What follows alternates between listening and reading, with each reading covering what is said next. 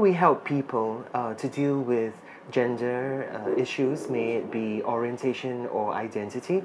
I think that the first thing that we want to do is not to judge people. Very often, somebody comes and shares their story with us.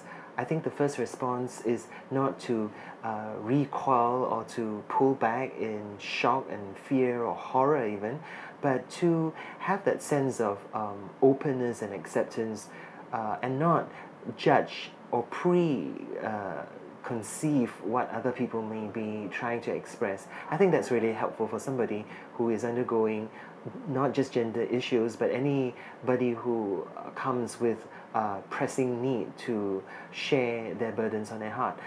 I think the other area is not to focus on the person's sexuality. As Christians, I think that very often we would tend to judge and say, oh, because of your sexual sin, it seems to be very much more serious or more sinful than another. But I think the Bible tells us that, all of us have fallen short of the glory of the Lord. And we should try to reflect that to the person who is struggling and who comes to us to seek help. Obviously, we need to improve our listening skills. Very often we tend to be so quick to want to say what's on our mind, but let's first listen with open heart and loving arms to be able to embrace people coming to us to seek help.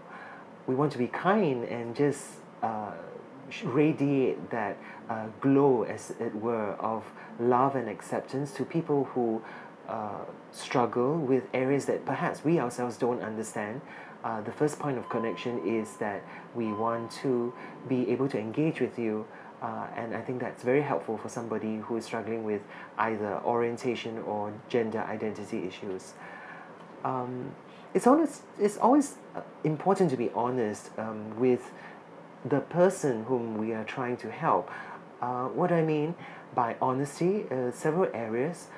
First of all, for example, if we don't really understand the situation or to understand the emotions that the person is undergoing, it would be very helpful to say, I really don't understand. Sometimes we pretend that we know better, or that we give an attitude of a condensing attitude where we take the higher ground and we seem to be so self-righteous, and that's really not helpful. In fact, very often that isolates people and put a gap between you and the person whom you are trying to reach. We want to honor the trust of people who come to us to tell us their stories. It takes great effort for people to even open up to talk about themselves. We want to be able to maintain confidentiality. Very often we feel that, we want to share that with some other person because, we feel so burdened and all that. I think we need to find the right time and the place to do this. I'm not saying don't share with anyone else. I'm saying do it if we need to, sensitively, but we need to honor the trust of people who come to us to open up their lives. Let's learn more about the issue at hand, be it gender identity disorder or same-sex attractions, or in fact any other issue that the person is trying to express. We shouldn't speak out of our own ignorance or trying to pretend that we know something when we don't really know very much about the subject matter. So be educated about it. Let's treat everyone with respect.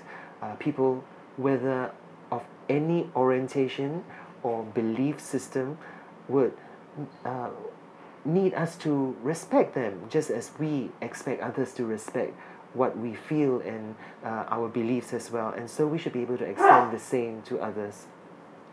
We want to establish boundaries, and what I mean is to be able to have a line that says that I can help you, but perhaps until this stage, if that's where we are comfortable at doing, and let's not be afraid to lay these boundaries for others as well as for ourselves.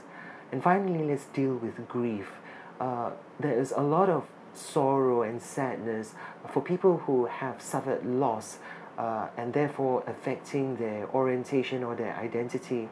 And people may struggle with instances of molest or abuse or some violence that has been perpetrated against them. So we want to be able to process grief with others and to enable them to feel that they can be understood by us. And finally, let's love them with all of our hearts. Thank you.